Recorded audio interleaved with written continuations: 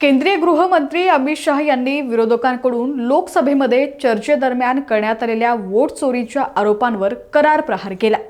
SIR प्रक्रियेवरून सुरू असलेल्या वादावर उत्तर देताना शाह यांनी काँग्रेसनेच वोट चोरी केल्याचा आरोप केला।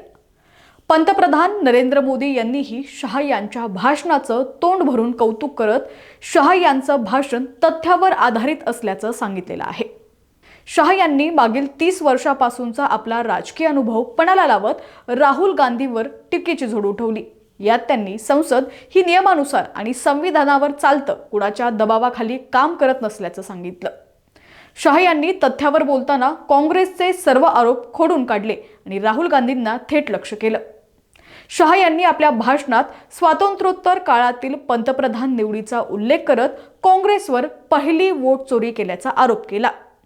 त्यावेळी काँग्रेस अध्यक्षांनी सरदार वल्लभभाई पटेल यांना तब्बल 28 मतं दिली होती, तर जवाहरलाल नेहरू यांना केवळ 2 मतं मिळाली होती। तरीही नेहरूंनाच पंतप्रधान बनवण्यात आल्याचं शाह म्हणाले।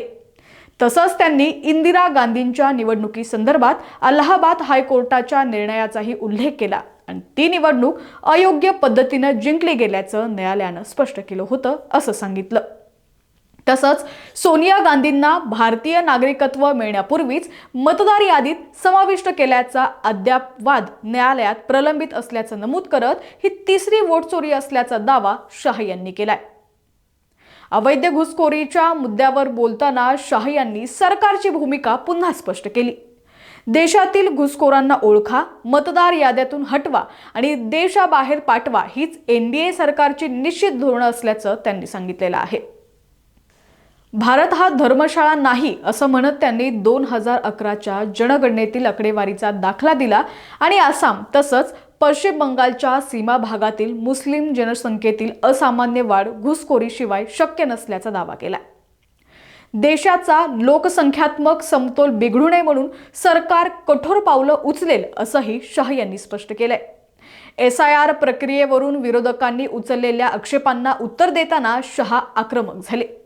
ही प्रक्रिया पूर्णपणे कायदेशीर, नियमित आणि निवडणूक आयोगाच्या देखरेखीखाली पार पाडली जाते। मृत, डुप्लिकेट किंवा स्थलांतरित झालेल्या व्यक्तींची नावं वगळणं ही मतदार यादीची शुद्धीकरण प्रक्रिया असून तिला वोट चोरी म्हणणं दिशाभूल करणार आहे असं शाह यांनी सांगितलं। विरोधकांनी निवडणूक आयोगाकडे एकही अधिकृत तक्रार, पुरावा किंवा प्रतिज्ञापत्र सादर केलं नसल्याचा उल्लेख करत शाह यांनी करोडो नावे हटवली जात आहेत असा आरोप करण्यात येतोय, पण तुमच्याकडे पुरावा कुठे आहे असा थेट प्रश्नच काँग्रेसला केला। राहुल गांधी यांनी हरियाणातील एका घरातून 501 मतं दिल्याचा केलेला आरोपही शाह यांनी फेटाळून लावला। संबंधित हाऊस नंबर 265 हा प्रत्यक्षात एका एकरावर पसरलेला संयुक्त कुटुंबाचा मोठा परिसर आहे, ज्यामध्ये अनेक कुटुंब आणि 3 पिढ्या राहतात। स्वतंत्र हाऊस नंबर नसल्यानं सर्वांची नोंद एकाच क्रमांकावर झालेली असून ती घरं किंवा मतं कोणतीही खोटी नसल्याचं शाह यांनी सांगितलं। RSSच्या कथित संस्थागत कब्जाबाबत राहुल गांधींच्या आरोपांनाही शाह यांनी कठोर शब्दात प्रतिक्रिया दिली आहे। RSS विचारांचे लोक महत्त्वाच्या पदावर असू नयेत असा कायदा या देशात आहे का असा प्रतिप्रश्न करत त्यांनी काँग्रेसला धारेवरती धरलं। पंतप्रधान आणि गृहमंत्री स्वतः RSS विचारांचे असूनही ते जनतेच्या निवडीनेच पदावरती आलेले आहेत। RSS हे राष्ट्रासाठी सर्वोच्च बलिदान देणारे संघटन असल्याचं शाह यांनी ठणकावून सांगितलं। विरोधकांनी SIR प्रक्रियेबाबत भीती आणि संभ्रम पसरवण्याचा प्रयत्न केल्याचा आरोप शाह यांनी केलाय। मतदार याद्यांचे अद्ययावतन हे राष्ट्रहिताचं काम असून त्यात अडथळे निर्माण करणं म्हणजे जनतेची दिशाभूल करणं असल्याचं शाह म्हणाले।